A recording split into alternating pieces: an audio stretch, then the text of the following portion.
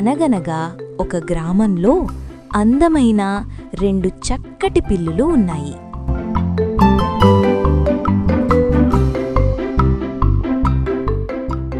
అవి చాలా స్నేహంగా ఉండేవి. ఎప్పుడూ అల్లరి చేస్తూ సంతోషంగా ఆ గ్రామంలో జీవనం కొనసాగించేవి. అయితే ఒకరోజు అలా సరదాగా ఆడుకుంటూ చట్టాపట్టాలు వేసుకుంటూ చిందులు వేస్తూ ఆ గ్రామంలో నడుస్తూ ఉన్నాయి.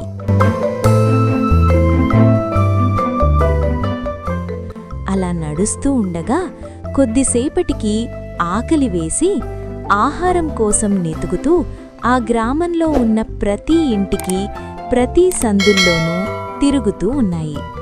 అలా తిరుగుతూ ఉన్న సమయంలో హఠాత్తుగా ఒక రొట్టె ముక్క కనపడింది.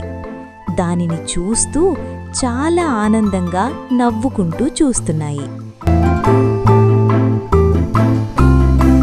ఇంతలో ఆ రొట్టెను ముందు నేను చూశాను అంటే నేను చూశాను అని వాదనకి దిగాయి.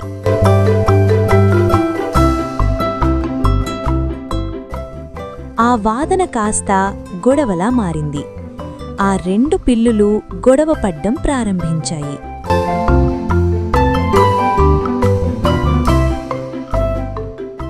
అయితే అదే గ్రామంలో ఒక కోతి కూడా ఇలాగే జీవనం కొనసాగిస్తుంది. అది చాలా అల్లరిగా అందర్నీ అలరిస్తూ ఉండేది.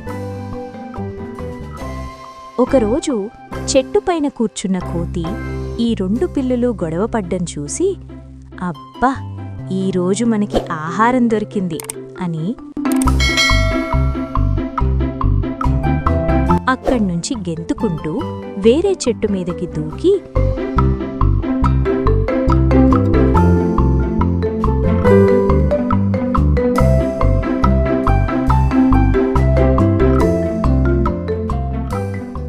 సంతోషంగా నడుచుకుంటూ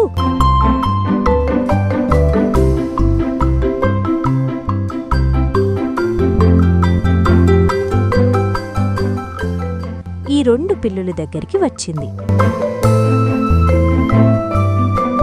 వచ్చి, ఆనండాగండి స్నేహితులారా, ఎందుకు మీరిద్దరూ అలా గొడవ పడుతున్నారు అంటూ ఆ గొడవని ఆపింది.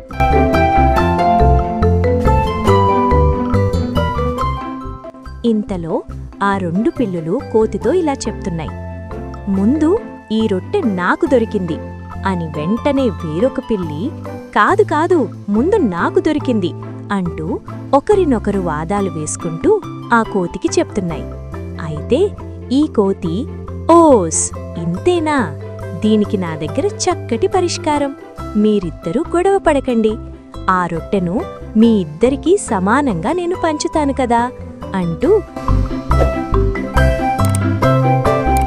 ఒక తూకం కొలుచుకునే కాటని తీసుకుని వచ్చింది.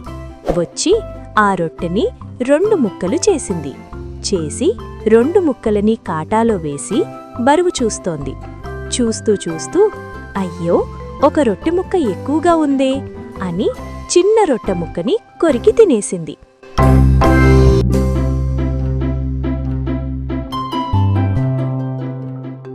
మళ్ళీ తూకం చూస్తూ, అర్రర్రే, మళ్ళీ తూకం తేడా వచ్చింది అని ఇంకో రొట్టె ముక్కని కూడా చిన్నగా తినేసింది.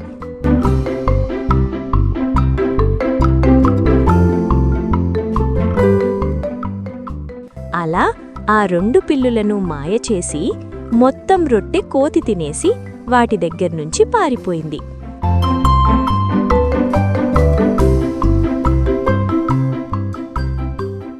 పాపం ఈ 2 పిల్లలకి ఏం చెయ్యాలో తెలియక అలా పారిపోతున్న కోతిని చూస్తూ దీనంగా ఉండిపోయాయి.